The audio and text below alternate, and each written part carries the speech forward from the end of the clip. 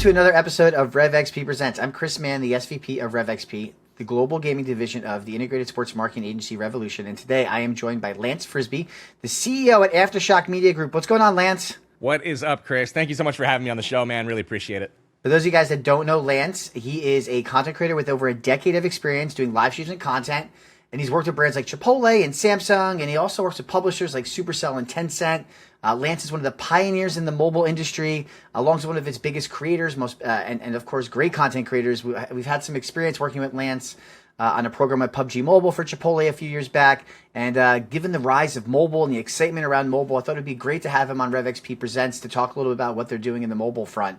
So, Lance, I'd love to start always with a really simple question, a little bit of an icebreaker. What games are you playing? Ooh, what games am I playing right now? I've got my hands into Undawn, which is a new kind of cross-platform game that has just come out, published by Level Infinite, and it's kind of a survival zombie shooter game.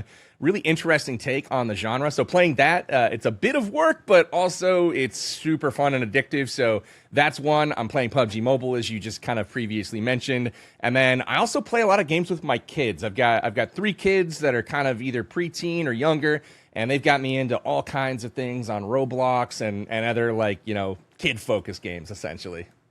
That's awesome. I have to check out Undone. I don't need any games that are addictive because I'm playing way too much Marvel Snap, as anyone who's listened to this prior knows.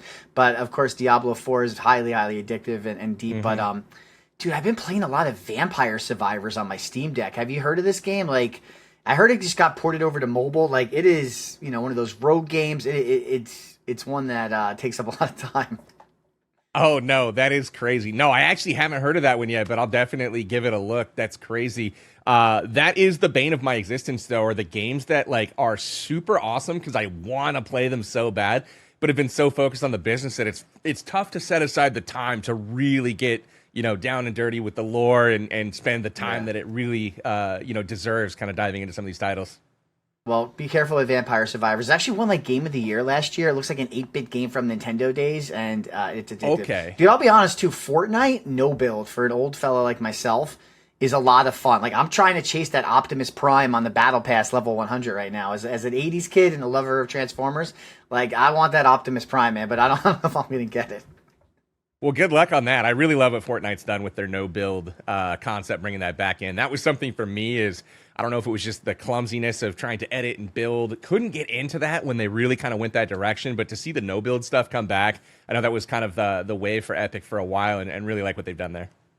Yeah, well, I'm not fast enough. I can't compete with some of these kids after school, man. You can't compete building with these old hands. Well, hey, so let's jump in. We got a lot of great brand marketers out there that are really interested in learning more about the industry, and this is a platform for us to have that conversation specific to what you guys are doing at Aftershock Media Group and really around the mobile space. So, for brand marketers out there, how should they think about activating with Aftershock and your diverse group of creators? Well, it's a great question. Really, we're focused primarily on the mobile ecosystem, right? My background, as well as my co-founder, Tim Evans, who is Clash with Ash on YouTube, we've been making gaming content for mobile games for the better part of a decade. And so that's where our experience and expertise really lies. And so we've really kind of honed our focuses first on, recruiting great talent and great influencers to kind of market these games. But then when COVID kind of happened, we got into client services and really kind of focused on marketing, delivering great events and productions, delivering, bespoke tech products to kind of enhance whatever experience an audience may have with a particular game. And so that's kind of how we have been functioning now for the past 3 to 4 years, ever since kind of early 2020. And really excited to kind of help deliver, really tailored audiences to, brands, essentially. Yeah, and I could speak firsthand. Obviously, you and I met when Chipotle did a PUBG Mobile Chipotle Challenger Series a few years back. It was our first mobile one. We had great support from Tencent with a lot of in-game kind of activations that went along with Challenger Series. Really a lot of first-of-their-kind activations around Challenger Series and kind of how brands bring an esports event to life. And you hosted CCS, which is what we call Chipotle Challenger Series with our good friend Chris Puckett. We actually have we have another CCS coming up. A quick plug, July 6th that evening, Puckett's back on the mic with the fighting game community with Street Fighter 6, so be on the lookout for that. But you hosted that event. A lot of your creators played in that event. They supported us, and we had a vast group that supported us across the board, and majority from your team, and they were just fantastic to work with. So I think that speaks volumes. There's a lot of volatility in working with creators, and I think one of the things that Aftershock brought to our kind of first foray into mobile gaming was a lot of you said client service, but also just professionalism and understanding how to work with a big brand like Chipotle and how to kind of help us bring our vision to life. I don't know if there's anything you wanted to kind of add on that experience and your experience working with us on Challenger Series. You hit it with the last few words you said there. One of our core values at AMG is really kind of to provide amazing experiences for everyone that we work with. We want anybody that we talk to, anybody that we work with to walk away saying, dang, that was pretty awesome. Let's do it again, right? And so whether it's, working with big brands like Chipotle or Samsung, or whether it's gaming publishers like Supercell, Tencent, et cetera, we want them to understand that, hey, we're really experts in this space. We've been there and worn all of the different hats you can, whether it's, being creators ourselves, working with esports professionals, whether that's casters, hosts, or the players that are pro themselves.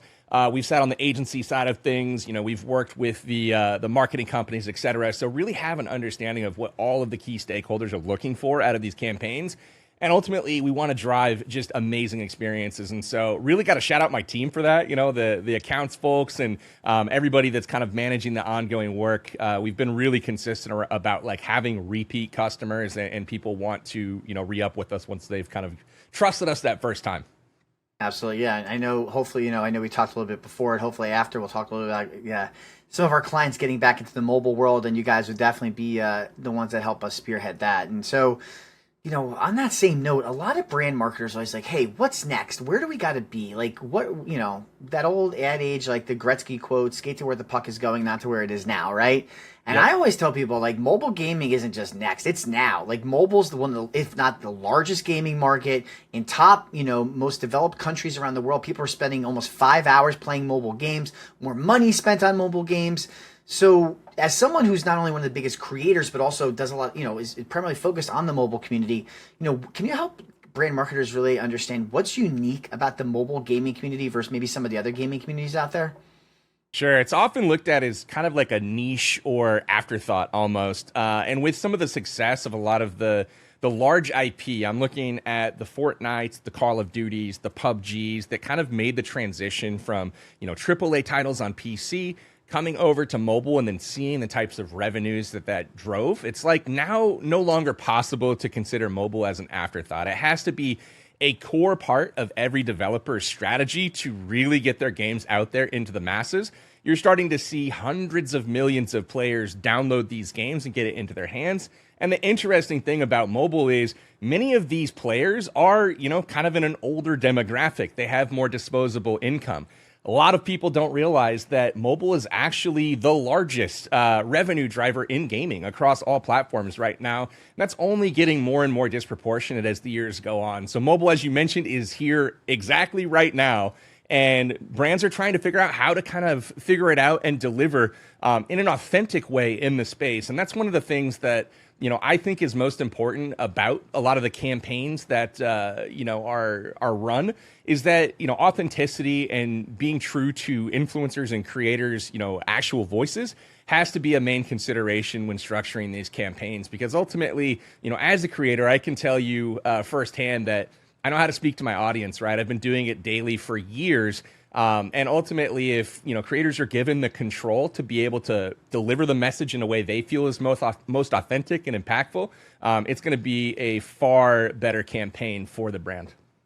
Yeah, and I think you hit it right. It's working with creators, trusting in them to deliver the message to their community because they know it best. As a brand, that's sometimes scary in gaming, and I think that's where almost we come in a lot of times on the agency side is we help provide structure to that, right? There's a lot of conversations that our team had with your team and yourself.